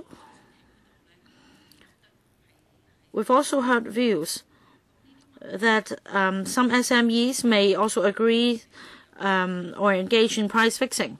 And I think the trade associations are beginning to deal with these issues within their trade or their industry. The associations are already advising members not to do so. So our next step is to advise them on what conduct in the future may be infringing the law, so as to minimize the risk, and also on other issues like exemptions and on minor breaches and how this can be dealt with by administrative measures. We will discuss with the SMEs, and we hope that by resorting to different strategies, we can then facilitate cooperation and resolving problems. Now, I want to know how extensive the consultation will be in the future. Of course, for those having made submissions here, you can contact them easily. for others who is the silent majority, it may be more difficult to reach them. If you just go out and ask any SME and ask how the competition ordinance will affect them, they may not be able to answer you. We understand that, but we need to take a systematic approach. We are going to hold large-scale seminars. Anna, may I also share with you my comment? Well, SMEs are concerned, for example, in Sha Tin, in a market. Now, in pork shops, price fixing is not allowed. So, one supermarket may have 200 branches. The 200 outlets all sell pork, and it's not regarded as price fixing. So this is what the pork shop owners and SMEs are concerned about. I'm sorry, but you don't have time to answer me. Next, Mr. Charles Mock. Of course, I am in all support for combating anti-competitive conduct. However, the government sometimes is also quite contradictory. The government gives exemptions to the government organizations, and also for the areas that you want to combat, reducing competition, causing harm to the economy, preventing efficient or effective distribution of resources. You talk about the various barriers, but I immediately think about the TV licenses. Now, if government policies don't even aligned with the objectives of the competition ordinance, then it's difficult for you to deal with this issue. I am also curious why the administration hasn't sent any representatives to today's meeting. Mr. Grexel told me a few days ago that he is actually responsible for this, but he is not here today as a statutory organization. Can you tell me what will be the division of work between you and the government in terms of education and publicity for SMEs and the public? Will what you say differ from what the government says? Because this is already happening to the Communications Authority. I'll give you more time to answer my question. I totally understand your question and the difficulties that might arise. First of all, we are an independent statutory body. We need to follow our own empowering ordinance that is on when to bring the case to court or when to exercise our powers, and we exercise our power in making our own judgments. And there are indeed exemptions, including government conduct. Government conduct can only be dealt with by government policies, and there should be more discussions about that. As for our role, we can give advice. As for the policymaker or the decision maker, it is the government. So I agree that for some problems we cannot deal with, there are problems we cannot deal with. But for problems that we can deal with, it covers quite a wide scope. We have the power to summons witnesses, to gather papers, or to even visit somebody's premises to check his computer. And I need to promote ourselves. We would like more informants to approach us and give us information and evidence, because evidence is necessary. Thank you, Anna, for your explanation. I know, yes, your commission will be independent, but sorry, I have to ask you this. Now, when you talk about the government, you're also executive council member, and you're the chairperson of this commission. So in terms of your roles, how do you balance them? Do you foresee possible conflicts? If there are such conflicts, how will you deal with them? Thank you. I hope I can address your concern. Yes, I have dual roles. Every time if there are issues involving competition issues, I certainly will make a declaration. If after declaration I'm asked to recluse myself from meeting, of course I will do so. But then at the policy level, if there are no personal interests involved, I can stay on for the discussion. And the hat I wear, that's straightforward. I'm wearing the head of the competition policy in dealing with issues. Well, don't worry. Executive councillors are merely advisors now. Dr. Fernando Zhang. Hong Kong is regarded as one of the freest economies in the world, but then actually market dominance or monopoly in the city is staggering. We see dominance at every levels. Now, I live in the South Horizon, and recently there's a case with an issue with the shopping mall, and I only found out recently that in the deed of mutual covenant, actually welcome supermarkets prohibited from coming in to the community. And for Tin Shui Wai, we understand there's a secret memorandum of understanding between the government and the developer too. So it seems that these are regs that stamp out competition, and this is certainly monopoly, and it happens in every aspect of our lives. Electricity supply was the last subject we considered at this meeting. Just now we were talking about the future fuel mix. And that led to the discussion of whether we should open up the electricity market. Next year, I think we have to start considering the governance framework. So, does the Competition Commission have a role there? Just now, a colleague asked, or some colleagues asked, whether part of the market could be opened up, and the Undersecretary said no, she could not answer the question because she said she have to wait for you to talk about it. So, Ms. Wu, what role do you have in respect of the electricity market? And when the Commission makes a ruling and the public do not agree, what can they do? Because whether a matter is referred to the tribunal is important. The competition itself doesn't have the powers to impose penalty. You could do investigation, you could issue notice, and then you could refer the matter to the tribunal. But whether you refer a matter to the tribunal or not, that's crucial. So if people don't agree with your decision, is there any appeal channel? Mr. Chairman, whatever we should do within our powers and we don't do it, then the public or any business organizations could always seek a judicial review on our decision. Is already in the law, because we deal with the law through the judicial system, so a lot of the issues could be referred to the court. But it's true, we do not have the powers to impose sanctions, and definitely not the power to impose fines. Yes, we could refer the matter to the court and ask for a fine to be imposed, but we cannot impose the fine ourselves. And that's the law, and so we must follow the law. Now, you asked that maybe we're moving too slowly and there are a lot of inadequacies. Yes, I fully agree on this issue.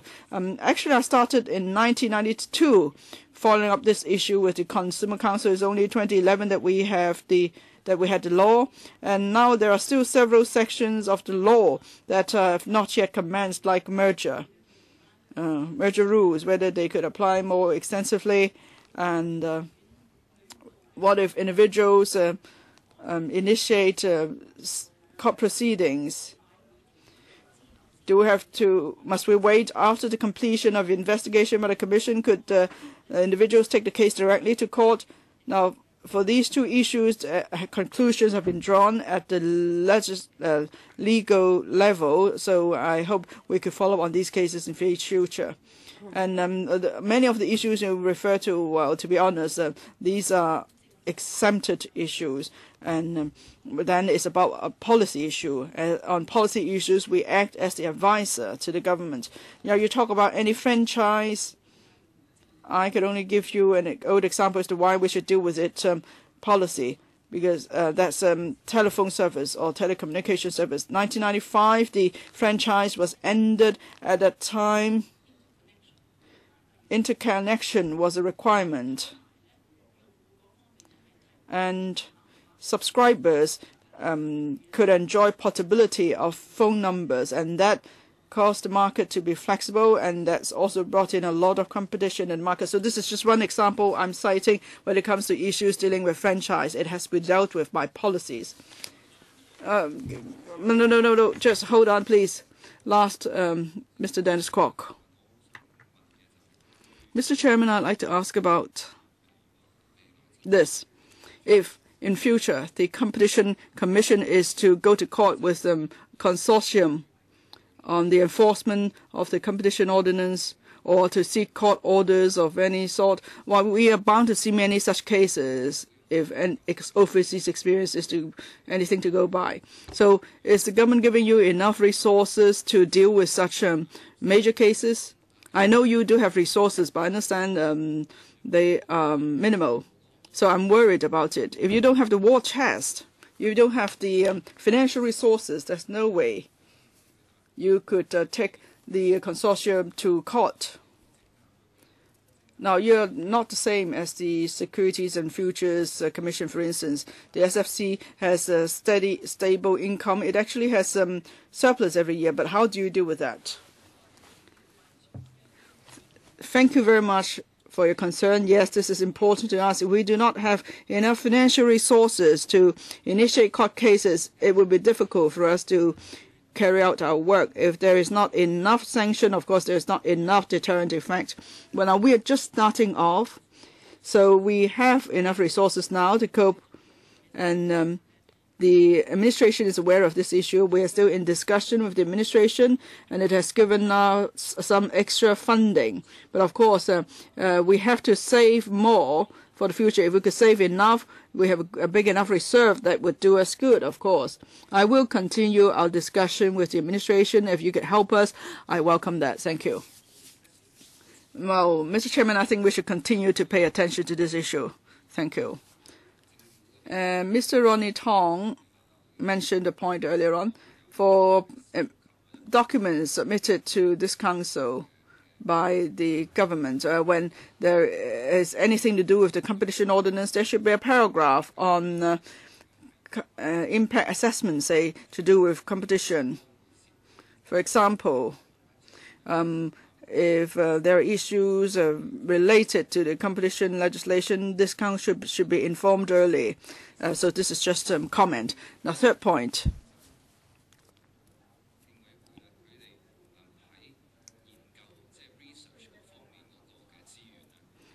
On research resources, that's important to the Commission.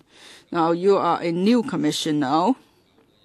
You have to do a lot of research and studies, both locally and overseas. You may need to hire experts to help you, say, do analysis of the local market or do research on legal matters. Do you have enough resources there, Anna? Now, on research resources mentioned by Mr. Dennis Kwok, we do need them. We have provision for that now, but maybe in future we have to decide where we devote our resources to. It would be on economic analysis, because market analysis, economic analysis, what exactly is a market, and whether there's a market influence and so on. It is all based on economic analysis. So we have our own professionals in-house, of course. We may need to hire other research experts to help us. And there's one other thing which I would very much like to do. In Hong Kong, universities, I hope they will expand their legal and economic research centers. That is important for the future development of Hong Kong. Research, education, economic and legal convergence point. Where is that? That's why we hope there will be more resources to deal with such cases or such issues. And if I may say a few things as well. Usually, as the chairman, I very rarely give my views. But just now on Mr. Dennis Kwok, that's not our consensus. Perhaps as some barrister, Mr. Dennis Kwok would like the commission to have more money. So you have the resources to take out court cases, but most SMEs don't support it. Most SMEs won't support the government giving you more money to take SMEs to court. Maybe the consortia, they don't care, but so you need to strike a balance somewhere. The community may say that with the money, you're not able to take the consortium to task, but you take SMEs to court. No, then people will have strong views on that. So that's purely Mr. Dennis Kwok's view. It's not the view of the entire council. That is, you get more money from the government to sue SMEs. No, but actually SMEs asked us to target the big consortia. Okay, then it's fine. Okay, it's almost time. Thank you very much for coming to the meeting. Sorry, it's got nothing to do with you. Date of next meeting, the 23rd of June at 10:45 a.m. There'll be 2 items, the third runway and the toys and children's product safety regulation. 1 hour for each item. So members, please mark your diary. Thank you very much. Thank you. We'll be happy to come back. Anna, on this point, in future, if you're to come back again, I actually asked how come you are here without the administration. You said they said you didn't ask for it, but actually usually we would ask the administration to be here as well, because some of the questions you may not be able to answer, and we would like answer from government officials. Like it's like when the tourism board comes here or the airport authority comes here, the administration will also be here. But today it's just the commission present here. The government officials are not present. But perhaps in future, please do pay attention to that, because just now already a few questions were actually for the government, not for you. Yes, I get that. It's the first time we attend your meeting, and also we would like to take this opportunity to introduce our work. But they should be here to introduce you to us, and then you can introduce your work to us. That's how it works anyway. But of course, we welcome a direct dialogue with you.